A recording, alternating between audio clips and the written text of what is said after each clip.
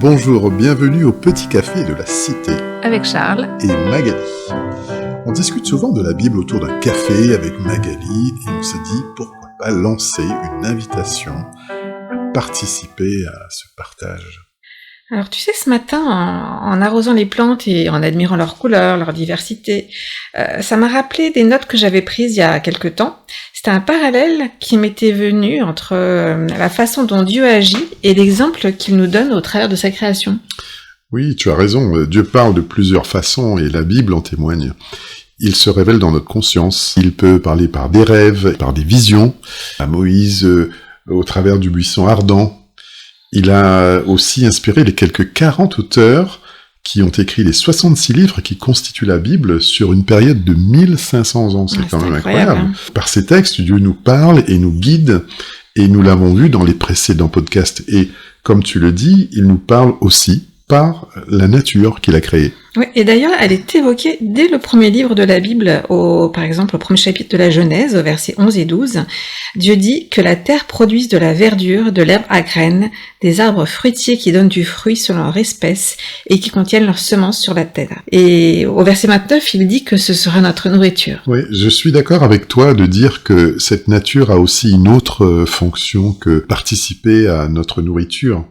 Des études scientifiques démontrent bien, par exemple, que des plantes dans un lieu de travail, purifient l'air en réduisant les toxines. Elles sont à même de contrôler la propagation des microbes. Elles jouent un rôle aussi d'isolant phonique. Ça peut servir. La plante peut réduire de 30% la fatigue. Ce sont des bienfaits qui sont apportés par cette nature. Quand je vois des fleurs, des arbres, les montagnes, la mer, j'ai physiquement l'impression que mon âme s'apaise. Mes pensées se structurent mieux. Jésus lui-même a donné l'exemple pour nous dire de nous mettre à part pour prier. Il est allé sur la montagne, Luc chapitre 6. Jésus se rendit sur la montagne pour prier et il y passa toute la nuit. C'est tellement vrai. Est-ce que tu n'as pas l'impression que ta prière est parfois plus inspirée lorsque tu es devant un beau paysage ? Et puis moi, ça m'aide à prendre du recul, à pas rester centré sur moi dans mes prières. Mais ce que je voulais partager avec toi, c'est donc ce qui m'est venu en observant les plantes de notre balcon. En tout cas, c'est un parallèle que j'ai fait avec l'action de Dieu dans notre vie. Oui. Par exemple, on a un mandarinier, et par rapport aux autres plantes, il n'évolue quasiment pas pendant une longue période. Et puis tout à coup, tu as des nouvelles feuilles qui apparaissent. Et ce que ça m'a inspiré, c'est que ce n'est pas parce qu'on ne voit rien bouger que Dieu n'est pas à l'œuvre. La floraison, la croissance arrive au temps prévu. Et puis notre citronnier, dont une branche s'est cassée, je me suis rappelé qu'une blessure n'empêche pas de porter de nouveaux fruits. En tout cas, c'est ce que ça me démontrait. Et face à un plant de tomates qui était desséché par manque d'eau, c'était au retour de vacances, il est reparti, contrairement à ce que je craignais. Et ça m'a rappelé aussi qu'on peut croire être arrivé à bout de course, avoir épuisé toute énergie, et ça nous arrive, mais Dieu donne l'eau et la lumière nécessaires pour se redresser, refleurir et puis grandir. Ça m'inspire, là, ce que tu dis. Et je suis certain que l'observation de la nature quotidienne amènerait à comprendre d'autres réalités de cette vie avec Dieu. Il n'est pas forcément nécessaire de vivre en pleine campagne ou en montagne pour l'observer. Nous sommes en ville et pourtant, tu as eu cet enseignement en observant uniquement 3 plantes. C'est un petit balcon.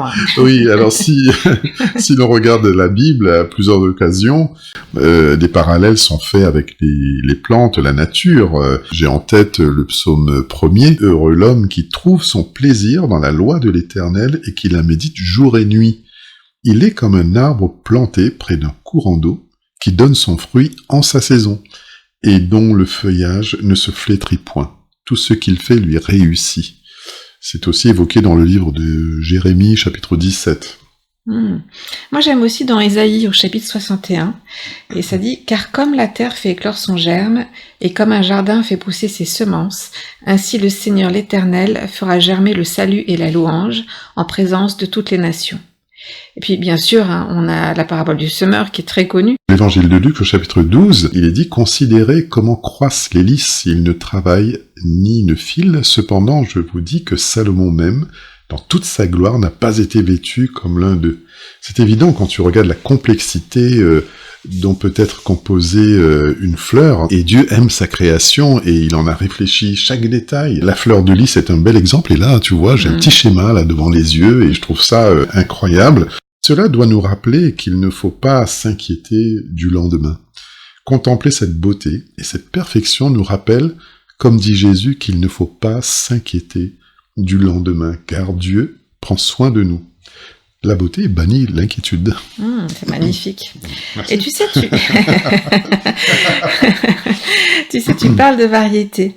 Et quand tu regardes la nature, l'incroyable diversité des fleurs qui existent, par exemple, des plus simples, plus complexes, là aussi, c'est pour moi une leçon à retenir.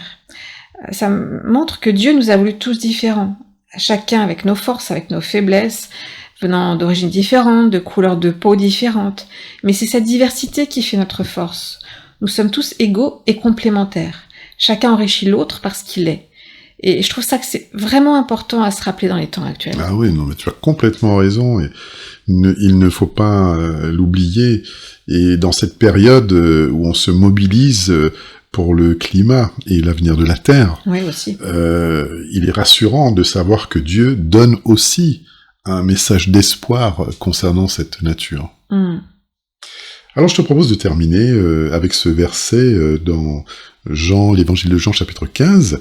« Tout sarment qui est en moi, dit Jésus, et qui ne porte pas de fruit, il le retranche, et tout sarment qui porte du fruit, il l'émonde, afin qu'il porte encore plus de fruits. » Oui, c'est une belle image et on va essayer de porter beaucoup de fruits alors. Eh ben, on va méditer là-dessus et je vais te laisser aller arroser tes petites plantes. Oui, pour que mon plant de tomate ne dessèche pas trop. À très bientôt. À bientôt.